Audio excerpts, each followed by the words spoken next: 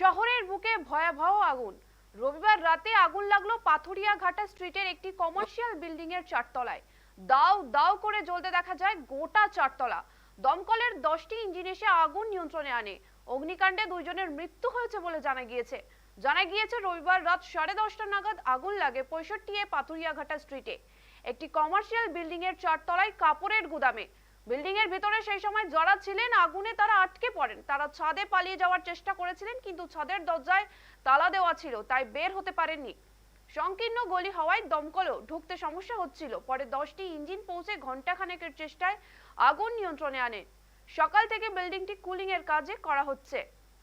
ওই বিল্ডিং থেকে গতকাল রাতেই পুলিশ 3 জনকে উদ্ধার করেছিল। আগুনের ধোঁয়ায় সংজ্ঞাহীন হয়ে পড়েছিল 2 জন।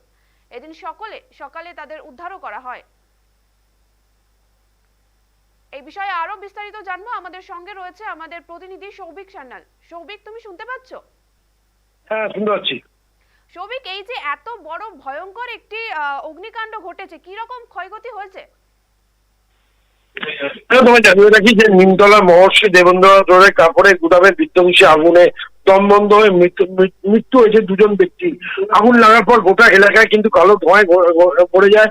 দাহ্য পদার্থ থাকার কারণে এবং কাপড় চোপড় থাকার কারণে আগুন ভয়াবহ আকার নেয় এবং পাশাপাশি দমকলের 10টি ইঞ্জিনের যুদ্ধকালীন তৎপরতায় আগুন নিয়ন্ত্রণে আনে। তবে এই মুহূর্তে যেটা কুলিং প্রসেসের কাজ চলছে, এখনো পর্যন্ত কিন্তু ক্ষয়ক্ষতি প্রচুর বোঝা যাচ্ছে। তবে ক্ষয়ক্ষতির পরিমাণ কত আছে সেটা কিন্তু এখনো নিশ্চিত করে বলা যাচ্ছে না, কারণ এই মুহূর্তে দমকলের আধিকারিকরা তারা কিন্তু কুলিং প্রসেসের কাজ চলছে। কারণ আমরা জানি এই সব ক্ষেত্রে কিন্তু রীতিমতো বেগ পেতে হয় দমকল কর্মীদের, কারণ একটা ঘিঞ্জি এলাকা, তারপর দাহ্য পদার্থ রয়েছে এবং সেখান থেকে কিন্তু আগুন দ্রুততার সাথে ছড়িয়ে যাচ্ছিল। সেই আগুন কিন্তু অনেকটাই নিয়ন্ত্রণে এনেছে। তবে পুরোপুরি আগুন নিয়ন্ত্রণে আনতে এখনো বেশ কিছুক্ষণ সময় লাগবে। এবং আমরা জানি যে পুরোনো যেহেতু বিল্ডিং এবং আগুন সারাক্ষণ জ্বলার পরে হিট হয়ে গেছে জায়গাটা, এবং সেটা কিন্তু বিল্ডিং এর একটা অংশ কিন্তু ভেঙে পড়ার একটা আশঙ্কা থাকে।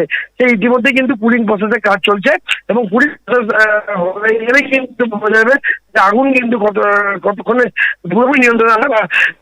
ইঞ্জিনের সাহায্যে আগুন এই মুহূর্তে নিয়ন্ত্রণে আনলেও কুলিং প্রসেসের যে কাজ চলছে সেই কুলিং প্রসেসের এখনো পর্যন্ত সৌভিক, এখনো পর্যন্ত আমরা জানতে পেরেছি যে মৃত্যু হয়েছে 2 জনের।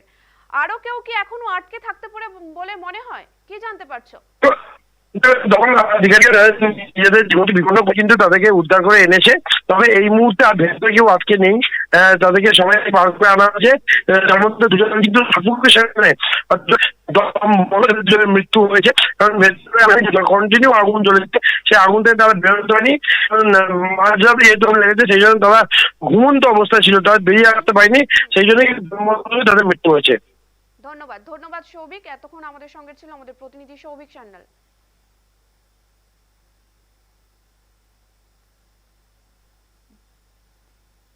পরে সেখানে এখনো অবধি যেটা জানা যাচ্ছে যে মৃত্যু হয়েছে 2 জনের। মৃতদের নাম জানা যাচ্ছে কিষান লাল উপাধ্যায় ও সুনীল কুমার শর্মা।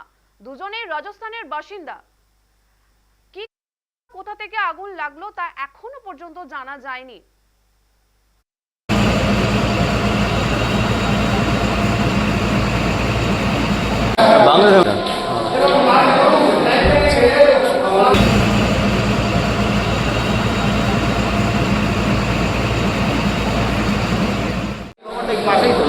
বাংলাদেশের মশলা আছে এটা।